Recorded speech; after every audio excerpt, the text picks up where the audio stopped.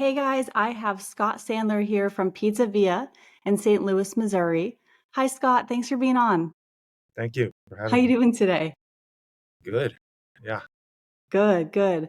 All right, well, let's get into this. I have been stalking your Instagram page as I do when I see good pizza. I want to hear about your story, like how you got into the pizza industry. sure. I think it all started uh about 20. Well, I've always liked pizza. I grew up in New Jersey. Who doesn't like pizza, really? So maybe 25 years ago, I started just making bread at home first and then got into pizza just as a hobby. And I was in another career and I just was doing it at home, being obsessed by it. And just back then there wasn't the resources there are now. There wasn't the ovens there are now, as far as like the backyard ovens, uni, Ghazni, all these different technological advancements weren't there. So I remember, having a pizza stone and just practicing at home and trying. There was some recipes online, but just trying to basically figuring it out on my own for about 10 years. uh, to make a long story short, I moved to St. Louis in 2010 from San Diego, California, for a job, not in pizza, and I was there 3 years. Then I left to to do it to go to another company. Whatever. I had like a few stumbles in 2013 as far as like my other career, self-inflicted kind of stumbles, and then I had always in the back of my mind wanted to have my own business. I had my MBA from San Diego State, studied business in college. I was a financial analyst for a long time in the private equity real estate world. And I had a job here. I got a job in St. Louis from California, and that's why we moved here. So in 2013, um, some things, a job, actually two jobs in 1 year didn't really work out. And so at that time, I was like, you know what? I'm going to try this pizza thing, because I think I can do it. And, I had the financial background, I had the numbers background. So, I understood, business from a profit standpoint, as far as like, hey, you have to have more coming in than going out, kind of basic principles of business. Yeah. So, I, uh, so as soon as I got laid off from this job, and, I wasn't upset about it or anything. I was like, all right, this is good. This is my opportunity here in St. Louis to open a pizzeria. So I was into Neapolitan pizza at the time, and that was what my passion was. So I was looking for a space, and I went to the school, VPN, Vera Pizza Napolitana. They have, I don't know what it's like now, but then they had a school in Italy, Los Angeles, and Japan. Hmm. They do the certifications too for places. Like you can get a official certification. Some people do it, some people don't. But anyway, I went to their training in Los Angeles for 3 days, and I was the only one actually in the class, so it was pretty cool one-on-one, because at that time I'd only been making pizza in my home oven, and I didn't have any experience with a wood-fired oven. So Hmm. I learned a little bit about making pizza in a wood-fired oven. We made a lot of pizzas during those 3 days. And then we drank a lot of espressos, and that's when I started liking espresso. Before that, I didn't drink coffee. So Yeah. they kept saying, taking breaks and having this little espresso machine, and I was like, all right, I'll try it. And now I drink a lot of espresso. Yeah. So I found a space. I put in my oven. It was a Mexican restaurant, so it had the infrastructure in there already. Didn't cost me a lot to get in there. I think it was like maybe 40 grand I spent to open. But, the oven was most of it, the oven and the venting. And then I really hated the interior, but being, having the financial background, I realized, I'm going to start with just the pizza and I'm going to work on the interior later. So it went off really well. It was well received. There had been one other Neapolitan pizza place in town that was a good place, but that place had closed. So there really wasn't any kind of good wood-fired Neapolitan pizza in St. Louis. And even though, and I'm vegetarian, so I was vegetarian since 1995. So actually my place was all vegetarian. Wow. Yeah. And we had, back then there wasn't even the vegan products. So I had an employee who was vegan, and he came up with this vegan pepperoni recipe. Mhm. For a while I was using retail. I think Light Life was the only company that had some kind of vegan pepperoni, and I was ordering it through the local grocery store here. They were storing it, and I was picking it up. It was a pain in the Mhm. ass, actually. So then my employee, we came up with this recipe, and we made our own vegan pepperoni. Wow. The sausage was available through, there was a company, Match Meat it was called. I think it has a different name now, but they had like a crumble, Italian like crumbles, Yeah. vegan, so that worked. So I owned that place for 3 years, and we made the top 100 restaurants in St. Louis all 3 years. And then Wow. the last year that I owned it in 2017, we made top 25. So that was a sit down. We had a beer and wine, no liquor, and we had a salad, some pizza, and that's it. Mhm. So then I realized, actually, when I got in the business, I was like, you know what? There was another location that I thought was going to be better. And that I realized, since a New York style pizza place, like financially, we did fine. I didn't, break the bank or anything, but it was successful. I got recognition. It was profitable from day one. But I realized, in this town in St. Louis, it's more of a value town in general. I'm speaking broadly. Mhm.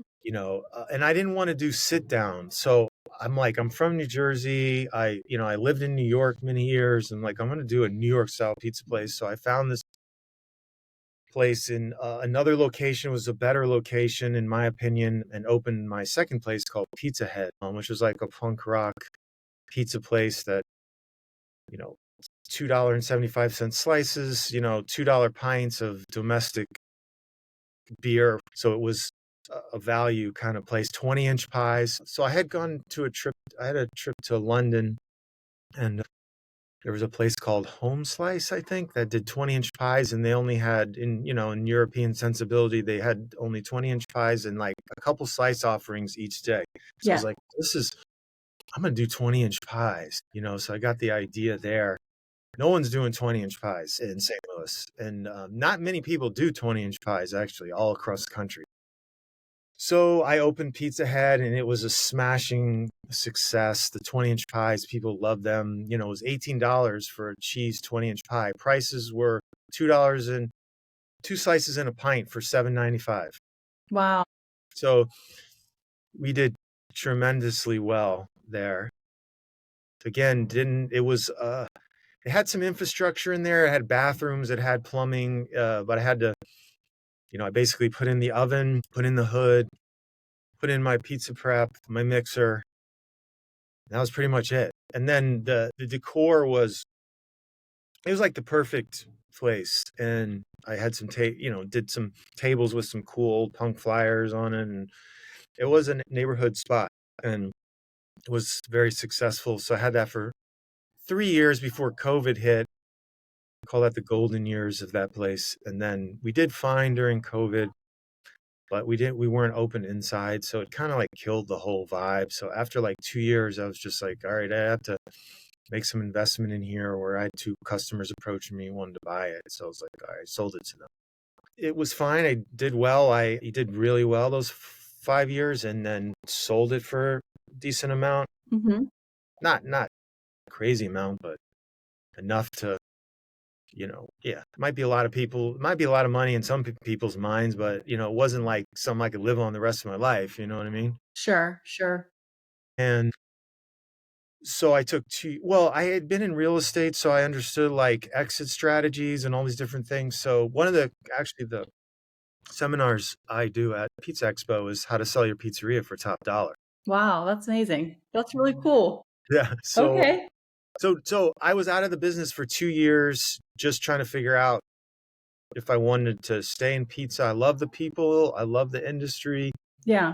sort of at a crossroads even still now with Pizzeria, because Pizzeria was just an opportunity where my cousin is the landlord and there was a wood-fired oven in there. There was a kind of a failed pizza place there that actually a Bosnian gentleman built the oven like 10 years ago, and it's Wow. sort of open, it was closed, it was open, it was closed. It was like, and then he left and cousin was like, do you want to take over the space? And I was like, sure. I kind of got caught in my own trap actually, because I'm like, all right, we'll spend as little as money as possible to get in. Yeah. Because the major mistake people make usually when they're new in the industry is they'll spend too much money going in and they'll Sure. be behind the eight ball right away. So if you're just starting out in the business and you're a single operator or independent, you know, I mean, I didn't have to get loans or anything to open my places, and I didn't have to get any money from other people or investors or whatever. But it was a small amount in California. Like it was be very hard to do that. In St. Yeah. Louis, it's not. Yeah. Anyway, so I signed the lease for 2 years, but I Yeah. maybe have a few slice offerings and do some automation. They got conveyor ovens with hearth decks now that really can mimic even a deck oven. Wow. That's what my dad's place has, the deck oven. What? That's what my family's place, they have a deck oven. Okay, yeah. I mean, deck Yeah. oven makes great pizza, but you still have to turn the pizzas. Oh, yeah. So I'm looking to do maybe something very streamlined, minimal employees, easy to train. Because ask anybody in this business, training the employees and keeping the employees, retainment, getting them to execute your vision is the most challenging thing in this business. Yeah. So yeah, most these days, anyone can make a great pizza. It's not hard at all to make a great pizza. So that's only one like small aspect of it. And then sometimes even a great pizza, I mean, you can have a mediocre pizza and do everything right and be way more successful than having a great pizza. Yeah, there's a business side of it. I think a lot of people. I come from the business side, so it's more like Pizza Head was a great pie. It wasn't like the best pizza you've ever had in your life, but it resonated with people. I had classic New Jersey pizza place in my town growing up. It's called Pizza Palace. It was like this guy Enzo from Italy and whatever, and he opened it in the 70s, and Yeah. they had mushroom, pepperoni, sausage, mushrooms, green pepper, onion, garlic, just the old school East Coast toppings. And that's what we had at Pizza Head. And Nice. that was very successful. I Yeah. think a lot of people, and now, since COVID and everything, everybody's doing pizza. It's very competitive. But I think a lot of people make the mistake thinking pizza's easy. Oh, I can do pizza. It's easy. It's not easy. There's a nuance to it. It's not burgers. It's not, there's a lot of people have burger joints or they have this other restaurant and then they decide they want to do pizza. Yeah. Pizza's its own thing. So it's not, I think a lot of the chef kind of people make the mistake of over engineering the pizzas, and the pizzas are too, the toppings are too fancy, or, I mean, what I call the masses, which is your biggest audience, Mhm. just a straightforward, like Pizza Head was just a 20-inch pie. I used good ingredients, but it wasn't fancy. It was just basically straight New Jersey style, like I grew up with kind of pizza. Yeah. Yeah, I like that kind of pizza. I lived in Ocean City, New Jersey for a few years, and a lot of the time we go for pizza tours on the boardwalk, or we go to Philly, or we go to New York, and that style of pizza is really good. Yeah, just grab a good slice. So, um, okay, so that's sort of, how I got into pizza, just a hobbyist, and having the business background helped me a lot. But what I'm saying with this Pizza Via, caught in my own trap, meaning like, oh, I'm going to get in this for nothing. But then now I'm in it and I'm stuck. Yeah, I can make it work, but that place as it stands would be better as a sit down, as pizza being a smaller part of the whole offering, with having some appetizers and some salads and some mixed drinks. And this is not what I'm want to do. So it's Yeah. not like, so yes, the pizza's pretty good coming out of the wood-fired oven, but Yeah. It looks can't delicious. do volume. Now, and you, I know we've talked about this a little bit before the podcast, but you've spoken at the Pizza Expo, and can you tell us a little bit about the Pizza Expo? Sure, I love the Pizza Expo. It's like I usually don't get excited about anything just because I don't get down about anything, but I don't necessarily get like super excited Yeah. about anything. So, but I get excited for the Pizza Expo because Mhm. just this energy of people in the business, and there's so much to learn there. There's so much to see. I've been doing this, making pizza for 25 years. I've been doing it commercially for over 10 years as a business. And every time I go there, I pick up something new, or I learn something, or I meet someone, see new equipment, see, demos. I've done all bunch of different seminars there. I've done demos there. This year I'm going to do how to increase your profit margin. That's a seminar I've done. Used to call it restaurant math. That's I've done every single year. Mhm. And it's just basically showing people how to maximize their profit margin, but without being cheap or without being exploitive or without buying the cheapest ingredients. So there's different strategies that you can use to to maximize that profit margin, to the point of where you're not sacrificing quality. Yeah. And that's basically whether you're a one-off pizza shop or you own 100 pizza shops. It's basically the same principle. Typically, people that own 100 pizza shops are going to have more knowledge about stuff like that than someone that owns one. But still, if you own 100 pizza shops, you can still make some major mistakes. But that's more of that becomes a management of people thing when you own that many. So same principles apply, but instead of managing, 10 to 15 to 30, 20 employees, you're managing 20 managers who are managing, so but the same actual principles that I teach in that class can apply to anything.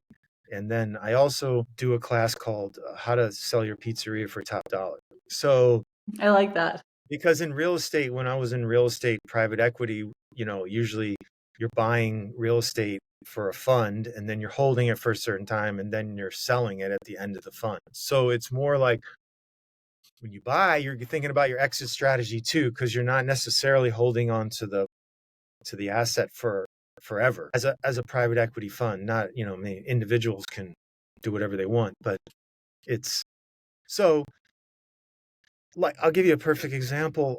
There's a famous pizzeria here that's been there for 33 years and in St. Louis, and it's for sale. And I looked at it, it's way, the person's asking way too much money. But the thing is that the reason is that in actuality, it's not worth anything except for the name, because they have not done one thing inside. I mean, it's a time capsule. So I go in there, it's been there 33 years, just Mhm. jerry rigged electric, old equipment. Half the ceiling's missing. The floor is broken. So you have Jeez. no, so you have an inspection, right? You get a health inspection every year, but you don't get a occupancy inspection. At least in St. Louis, you get your occupancy permit and there won't be another occupancy inspection until it trades hands. So the fact that it hasn't traded hands in 33 years, someone that takes this over is probably going to get everything they're going to have to redo because nothing is probably up to code. The owner doesn't have any idea like about that. And then the building's falling apart too. And the building's for sale. So Mhm. like, what if you buy the business and someone buys the building and they want to do a complete redo of the building? Then your lease is null and void. Yeah. My point being that this person thinks there's a nest egg at the end of this, and he's 65, and there's nothing. It's worth nothing. Yeah, Okay. that's tough. So what I teach in the class is like you have to position okay, so you open a pizzeria. Are you gonna It's gonna go one of two ways. Either you're gonna die in the pizzeria or you're going to pass it down to your relatives, or you're going to sell it. Yeah. One or the other. Typically, you have to start to position yourself as early as possible for an exit, whether it's, let's say, okay, well, I love this pizzeria and I'm going to work here until I fall down dead. Okay, well, maybe you will change your mind though, or, my kids are going to take it over. Okay, really? I mean, are your kids going to take it over? I don't know. Yeah. And two, okay, well, when I want to retire, I want to sell it and I want to get some money and, for all my work over the years. So if you don't start positioning yourself for that sale, when the time comes, it's not worth anything. And you might even have to pay people to take it because you owe Wow. money, or people like me will wait for something like that to happen, and the lease will just expire and the person will leave. And then I'll come in there, and I'll be like, okay, so I don't have to pay anything for the business, but I come in and I can do some renovation. And so you're going to leave it for an opportunist. I don't necessarily think being an opportunist is bad. It's just more like, okay, well, this person's asking $350,000 for a single pizzeria that's not worth anything. Sure, I get what you're saying. So in that class, so anyway, going back to the Pizza Expo, Yeah. I try to sit on as seminars as many as I can, especially with like technological advances, equipment advances, marketing, where the trends are, Yeah.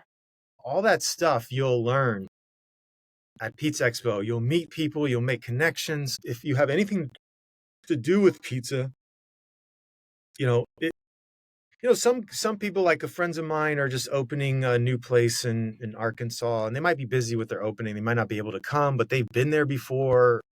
So, you don't have to necessarily go every year. But I mean, I like going every year because I like it. Uh, I enjoy having fun and meeting people. And Las Vegas is fun when you're there. I mean, Yeah. it's not really going to Las Vegas other than the Pizza Expo, although the nature on the outside is nice. I hike and do all kinds of stuff, like outdoor stuff. So Yeah. but it's a fun time. I would, anyone watching this and you want to get into pizza, or you're into pizza and you've never been there, I highly recommend the investment. That's awesome. Now, Scott, what's your favorite pizza? It's weird because it used to be Neapolitan, Yeah. but I find, like, if I go to New York, for example, or I'm going to big cities to do pizza research, Mm-hmm. I never go to the Neapolitan spots. So I go to, like, you know, last time I went to New York, I got off the train in Williamsburg. I walked to Joe's Pizza and got a slice, and I thought that was like the best slice, one of the best slices I've ever had. Yeah. It's nothing special. Maybe I have to say New York style, probably. Like, and at home I've been making more of the thinner crust these days, rolling out the dough and making, I would say more like a Chicago St. Louis style hybrid. But I don't use, St. Louis has its own style of pizza. I don't know if you're aware of it, but it's a like Midwest party cut style. It's more like a cracker crust with this really nasty cheese they call Provel. No, I didn't know about it. Okay. Well, anyway, uh, it's sort of, so I've been making, I make a lot of pan at home now, like grandma, what they call grandma Yeah. style, so I don't know if I have a favorite. At Pizza Via, I would say it's a cross between, I'd say it's more like an artisan pizza, sort of wood fired, but not necessarily Neapolitan, Mm-hmm. more like California or West Coast style wood fired pizza. Okay. Or like the crust is whole wheat. I have whole wheat in it. I have bread flour. I have 00, so it's not just all 00. So it's sort of a hybrid, and I enjoy that too. So I'll make that in the wood oven. But what's your favorite? Judge the pizzeria on the traditional, like the margarita pizza. Like that's the first one I always get. And then after that, I'll usually go for some kind of a spicy pizza. Do you like the fresh mozzarella, or the low moisture, like more of a New York or American? To Mm-hmm. Neapolitan, it's all like when I had Pizzeoli, my Neapolitan place, I only used fresh mozzarella. Any like low moisture. I like the low moisture. I like the like a New York traditional slice, but Okay. I definitely love fresh mozzarella. Like we do one at my family's place that's just like a fresh mozzarella and a basil, which is delicious. But I don't really complain when it comes to pizza. I pretty much will eat anything except for I was going to ask you my most serious question on the podcast is does pineapple belong on pizza? I'm more in the school of like anyone can put anything on a pizza, meaning Yeah. that it's when we had Pizza Head, Mhm. he had pineapple as one of the toppings, and it was ordered pineapple and Yeah. pepperoni. Not a lot, but I don't have any qualms of. I'm not really like a sweet, Yeah. a lot of people like the hot honey. I'm not really. I'd rather have Calabrian chili oil on mine Ooh, instead of that sounds good. yeah. Yeah. Although we do have our best pizza at Pizza Via is a spinach pizza. It's a white pizza with some garlic, some cracked black pepper, fresh Yum. mozzarella, and some low moisture mozzarella, spinach. And then we do balsamic glaze with shaved parmesan. So that I like. And then I'll do the chili oil with it. I think the chili oil completes it. We don't have it. You can add it. Um, that sweet's fine, but the pineapple, I'm not a huge fan of that kind of pizza, but I would sell it. I would totally sell it because that's another thing. It depends if you're someone that's traditionalist and you're focused on that and that's your thing, or I'm more like, all right, well, what do the people want? Yeah. I'm going to give the people what they want. Yeah. So I don't think either approach is bad. It's just a matter of what you want to offer, what you want to do. Yeah. Yeah, that So makes I sense. also try to stress at the Pizza Expo and the seminars I'm doing that you're a business first. Because if you don't think like you're a business first, then how can you do your passion if you're just focused on the pizza, which you should be, but I've seen a lot of places go out of business Yeah, uh, sure. here. And if you don't think about everything in business terms, then you might not survive, or you're surviving, but you're like barely making money. You're just kind of like, Yeah. getting Yeah. by. Do you want to just get by when you're putting in 12 hours, 14 hours a day? Yeah. I think the marketing is a big element. Like I know with my family's place, until we really started heavily marketing, we didn't see a lot of growth. And that's the other thing is a lot of pizzerias, they don't understand maybe or don't do as much marketing as they might need to do to be as successful as they could be. Marketing for sure. And how many seats is it, a sit down or is it a order at the counter place? So it's a takeout, but it's also a sit down. I think he has between 50 and 75 seats, but they're open Thursday through Sunday. And I can tell you most days it's like full, like can't get a table, phone's ringing off the hook. And it really, when we started doing a lot of marketing, we do TikTok. I got a viral TikTok for the business. We have some videos with like 64 million views and people just started coming in. Okay. Wow. Yeah. Yeah. That's awesome. Was it harder to fill the seats? It wasn't as busy. I mean, they survived. They've been in business like, 65 years now. Okay. But, my dad was saying like they didn't see the growth. Like the first year we started doing marketing, it was like double. And the second year was like double. So we saw the most substantial growth. And it was funny because my dad is very old school. So when I said, "Hey," he had heart surgery. I went home for the year. I said, "Hey, let me help you. I'll do the marketing for the pizza shop. You and I can go in together because I wanted to get him out of the house." And he said, "I don't believe in marketing." So then after the first year, he said, "You know what?" He's like, I believe in marketing. He said, "If you have any clients," he said, I'll be a reference for you." I said, "Okay." That's nice. So, yeah, I mean, it's in Tampa. Is that right? Their pizzeria is in a little town called Wimber, Pennsylvania. It's right outside of Pittsburgh, and I'm back and forth now from Tampa because my daughter, she goes to school down in Tampa, so I didn't want to be too far away from her. Okay. Okay. Yeah. Yeah. And Well, now, how do people find you? as far as what? As far as like the social media or the website, like if people want to check out the pizzeria, where would they go? Right now, Pizza Via on Instagram. Mhm. I haven't really I don't even have a website right now. It's just Toast. Mhm. ordering in Instagram, because I kind of, but Pizza Via, you can on Instagram just send me a message, or Pizza Via STL at Gmail. Is my email. Pizza Via STL is in St. Louis to Gmail. I thought about doing some consulting, but like there's some great pizza consultants out there, and they focus more on the product and the processes and stuff, and not necessarily on the business end. But I found that, I mean, I could do the product as well, but there's already great people doing that, But as far as, I find it strange, but a lot of people, they'll pay for a recipe or someone to come in to show them how to make the best pizza, but they won't pay for financial advice, because it's not necessarily right up front tangible, like a like, hey, we just Yeah. made pizza, I see it, I'm eating it, okay, but like the financial is more of a long term thing. So Yeah.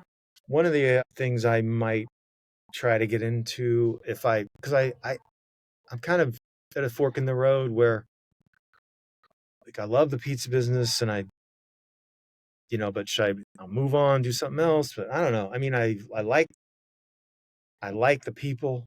I like the business. I like making pizza. I still do. I'm still Yeah. passionate about it. I'm not passionate about the restaurant business at the moment, just because I've done it for a long time, and I kind of a changeable type of person, and I have other interests. But doing a great pizzeria, people love pizzas. So as much as there's a lot of more competition than there was 10 years ago, and everybody and their brother can do a great sourdough pizza, which is trendy at the moment.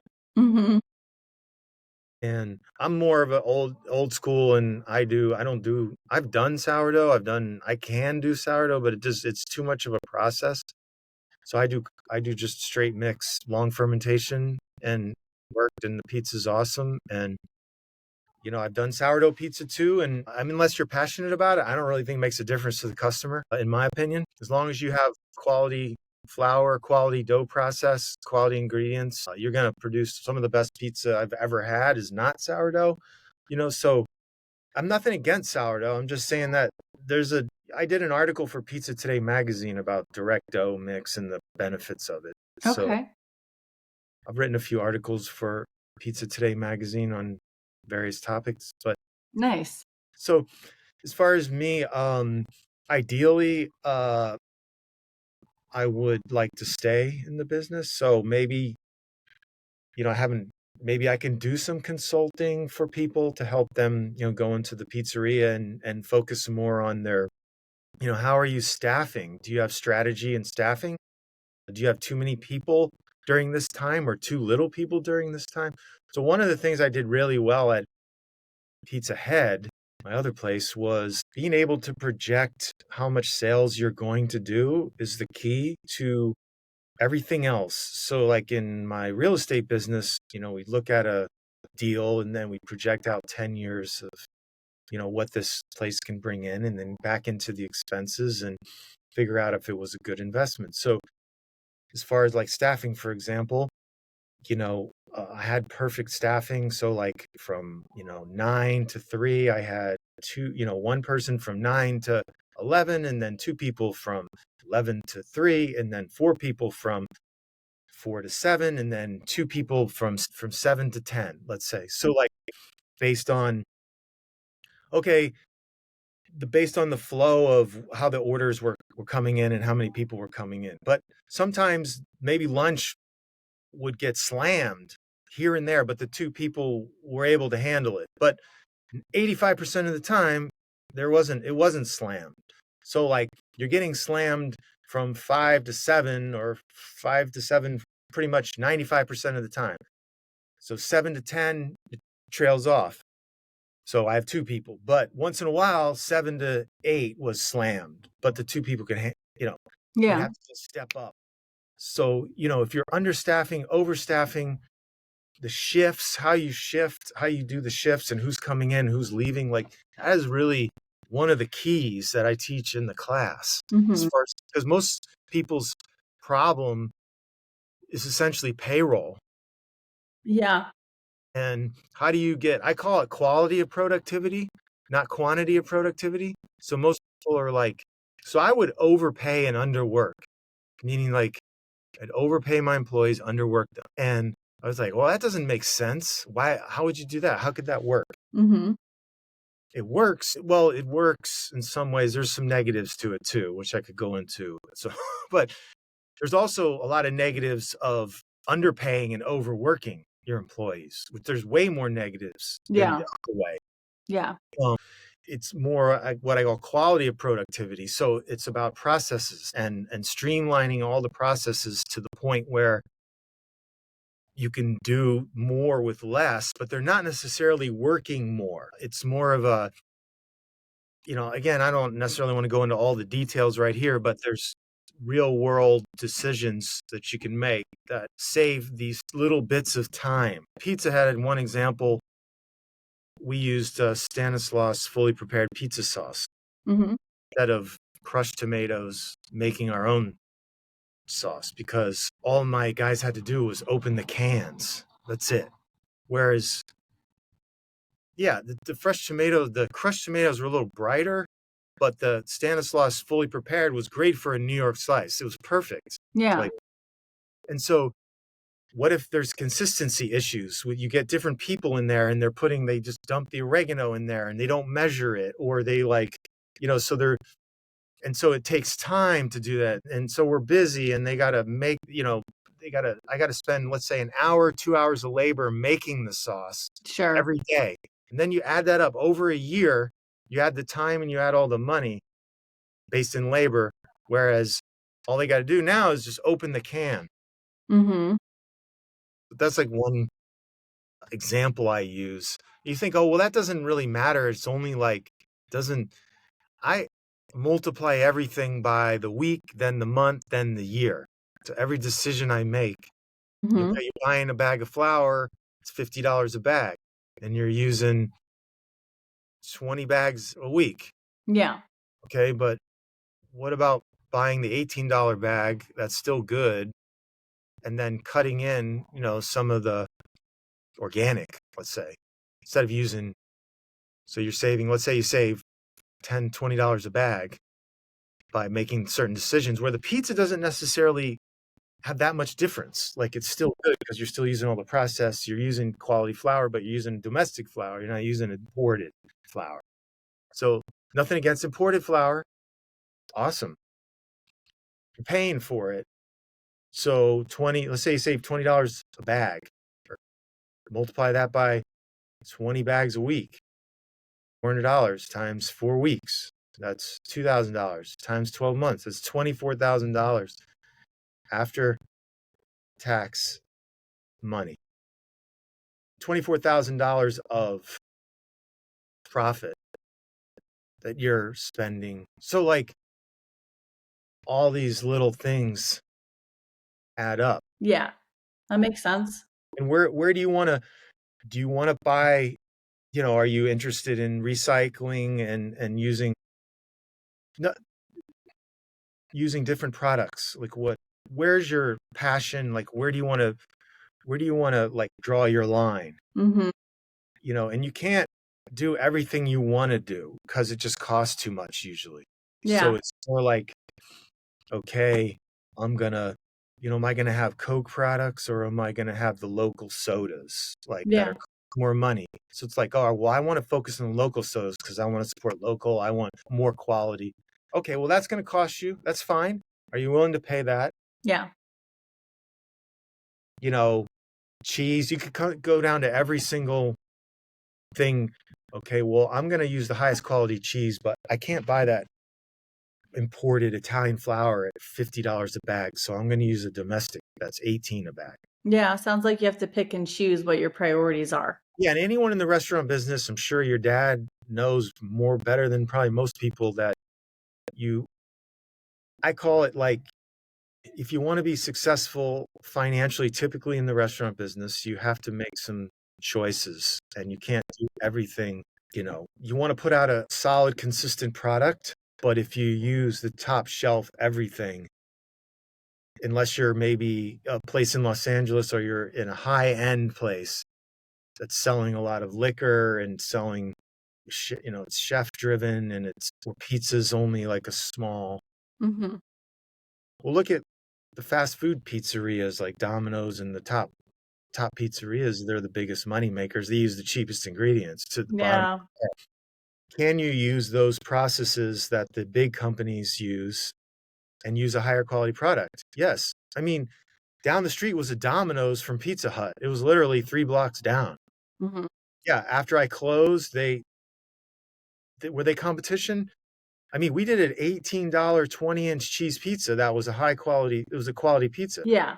We did their largest 14-inch, and it was, so if you measured the surface area and all that, my pizza was only like slightly more expensive than a Domino's.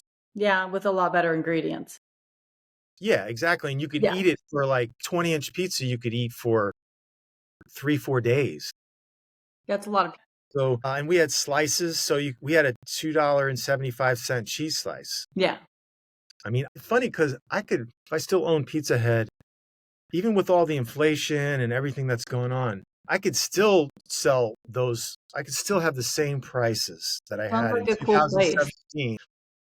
Well, there's a new owner, he's doing things a little differently. Yeah. It's still doing well.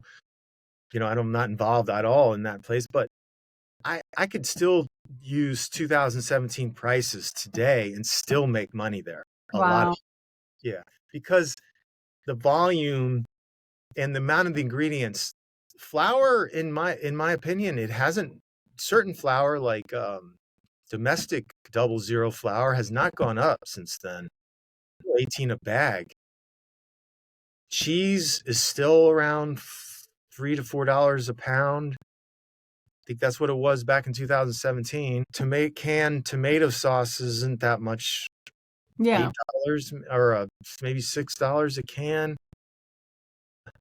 To put out a cheese pizza doesn't, even today, it doesn't cost, it's very, it doesn't, basically that's your pizza, dough, sauce, and cheese, and everything else is sort of like green peppers, onions, not that much. Yeah. Sausage and pepperoni, I'm buying that now, even though I'm vegetarian, and both my places were vegetarian, but this one isn't. So I'm buying regular pepperoni, and I Yeah. don't have sausage right now, but the pepperoni it's not really terribly expensive. So yeah, labor's gone up, but I was always paying high wages even back. Yeah. So I guess what I'm trying to say is that there's always ways to solve problems. Yeah. Yeah. That makes sense. It sounds like, you're knowledgeable on the different business aspects of this, which is great. Well, yeah, I mean, I haven't, nothing, I haven't made, every decision I've made hasn't been perfect, but most of them have. As long That's as, awesome. Yeah, that's good. this going into the pizzeria was more of a learning experience. Yeah. It's not really a moneymaker at the moment, which is fine because but I have to make some decisions there whether I'm going, so I guess what I'm also trying to say is, you don't have all the answers all the time, and if you make a wrong decision, it's usually a learning experience, and you come away from that with a clearer vision. So in a way, even though technically this place currently isn't, I'm kind of just paying my expenses here, Yeah. it's still like teaching me a lot of different things. It's like a farmer, when you have a great harvest, you got to save the grain for the famine, or for the drought, which will come. Yeah. Any business. And I think people don't understand it either. You could have 2-3 good years, and then you could have a really bad year. Yeah. So you have to prepare for those bad years and the good years. Yeah, It's not absolutely. necessarily a bad year. It's more of a what do they call it? A rebuilding year in sports. It's like, so I'm currently in like a rebuilding situation as far as like the pizzeria. I could go 5 days, 6 days a week, start hiring people and getting all involved. But I don't think it's the space. I'm just Yeah. not sure yet. I'm not sure yet on it. So I'm kind of treading water. Yeah. I can understand that. Well, Scott, thank you so much for being on our podcast. I think we hit a lot of really good, interesting topics that we don't usually hit just on the business side of it. And think a lot of pizzerias will find this really useful. Guys, please check them out. Pizza via STL. And if you go to the Pizza Expo, I'll answer any questions if people want to send me emails or whatever. And then again, if they're at the Pizza Expo, let me know. Or you know, if you go, let me know. But I will. check it out. And then you could do a lot of podcasts there too, by the way. Oh, yeah, My I want to. friend Pie to Pie, Alex, he's a good person to talk to also. Hmm. He always sets up in his hotel room and does a bunch of podcasts there. Yeah. I'll send you his. And I'd like to just go eat pizza and talk to people. Carl, there's a lot of pizza. The only thing you have to be concerned with is when you go into the hall, you have to just pick and choose because you're gonna get filled up fast. So you don't want to get filled up on. You know, there's variance of quality in the offerings in the hall. Yeah, yeah, I So it's understand that. Well, uh if I go, I'm gonna get a list from you. I'm gonna get a punch list of, like, which one should I go to? exactly. Alright, well, Okay. thanks again. Thanks for Guys, having me. check Nice to them meet out. you. All right. Alright, I'm gonna stop recording.